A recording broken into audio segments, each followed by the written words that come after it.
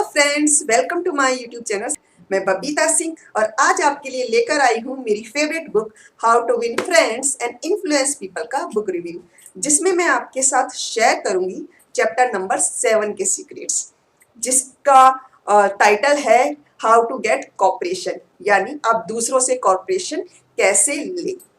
इस चैप्टर में mister Dale Carnegie ने दो बेसिक पॉइंट्स को हाईलाइट किया है, जिसके लिए उन्होंने कई सारे एग्जाम्पल भी दिए हैं।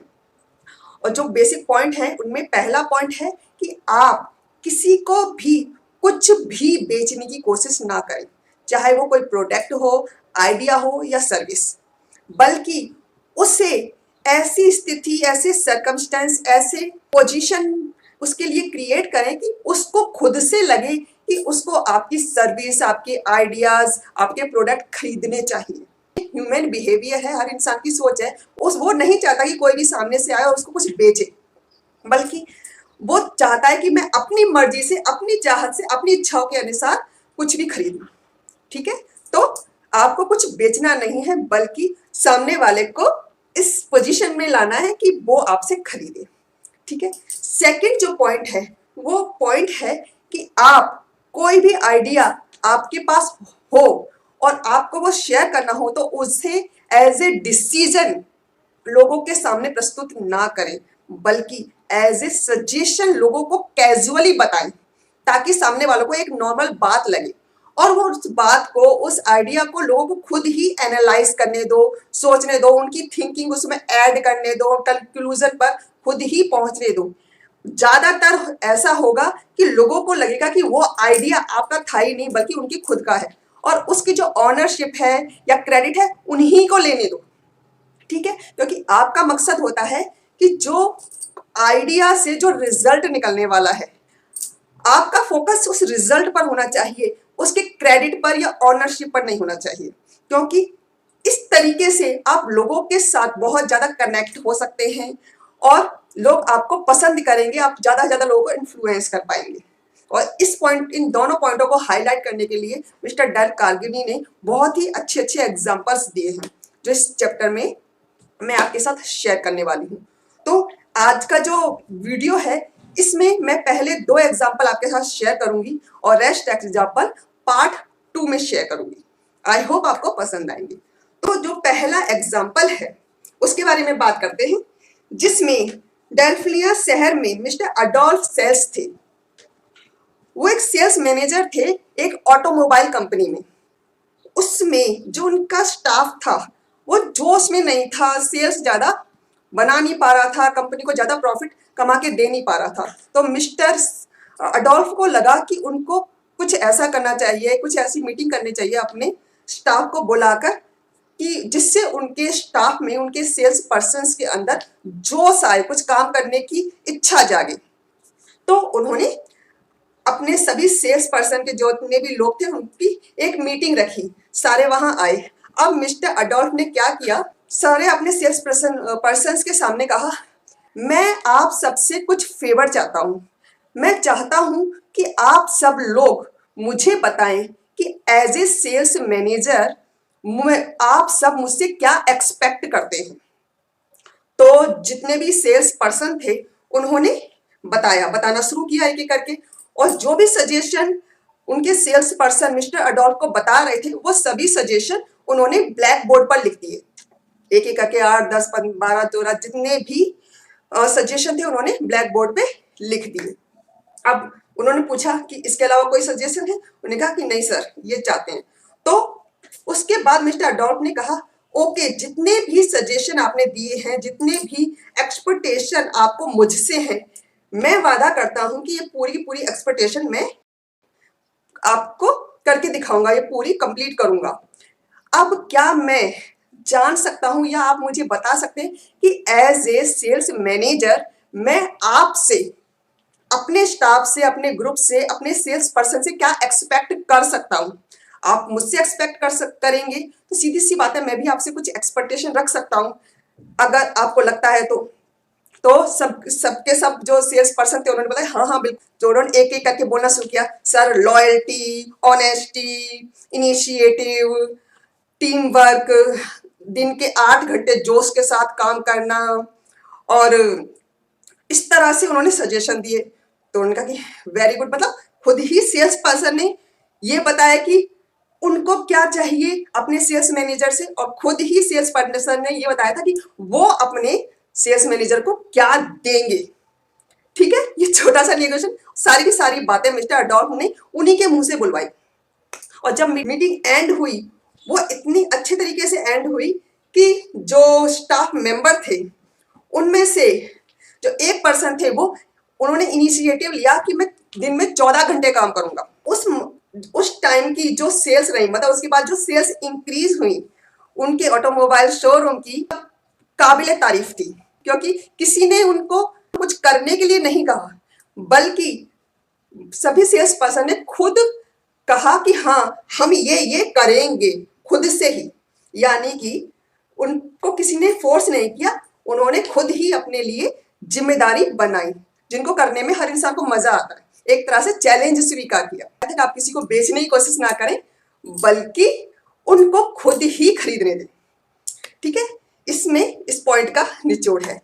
जो सेकंड है एग्जाम्पल, मिस्टर विल्सन होते हैं, वो एक स्केच आर्टिस्ट होते हैं जो स्केच बनाते थे स्टाइलिस्ट के लिए और टेक्सटाइल मैन्युफैक्चरर्स के लिए। वो स्केच तैयार करते थे, ड्राइंग्स वगैरह, लेकिन वो बहुत लंबे समय तक एक भी स्केच बेच नहीं पा रहे थे।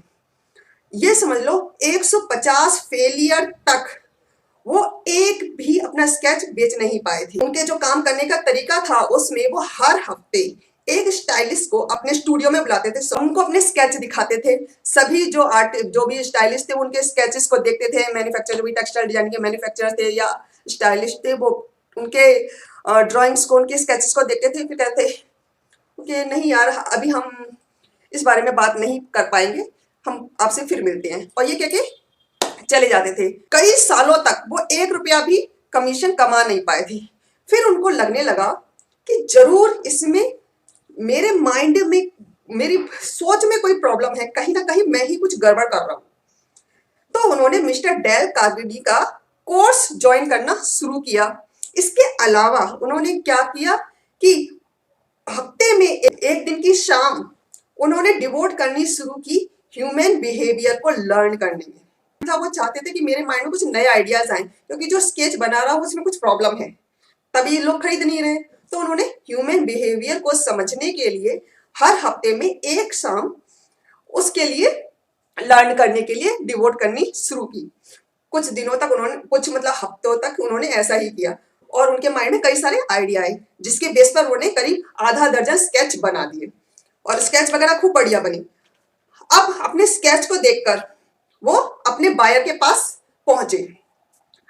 अब मिस्टर बायर से उन्होंने, जो भी बायर थे उनसे कहा, सर मैं आपसे आपका कुछ फेवर चाहता हूं, अगर आप चाहो तो जो भी बायर था उसने कहा कि हाँ जी पूछिए। कि सर मेरे पास, मैंने ये कुछ स्केच बनाए हैं, आप इनको देखिए और आप मुझे बताइए कि मैं इनको किस तरह से कंप्लीट करूं कि आप इसको यूज कर पाए।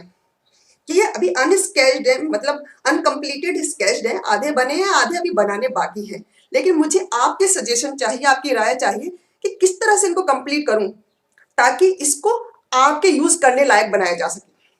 तो पहले उस वायर ने उनके स्केचेस को ध्यान से देखा थोड़ी देर तक, और कुछ भी नहीं बोला, और देखता रहा कि अच्छा ये इस तरह से। फिर थोड़ी देर बाद बोला, ऐसा कीजिए कि आप इन स्केचेस को यहीं छोड़ जाइए। तो उसने कहा कि ओके ठीक है, तो फिर जल्दी ही मिलते हैं।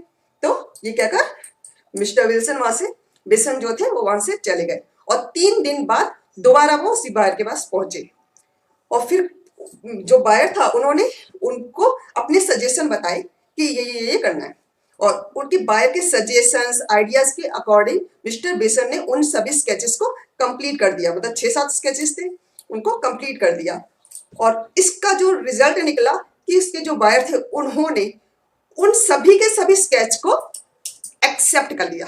और यही नहीं, उसके बाद बहुत ही बड़े मात्रा में उनको और स्केच बनाने के लिए ऑर्डर दिया, और उसने यही तरीका आगे अपनाया कि अपने बायर के आइडियाज के अनुसार ही उसने बाकी स्केच भी कंप्लीट किए।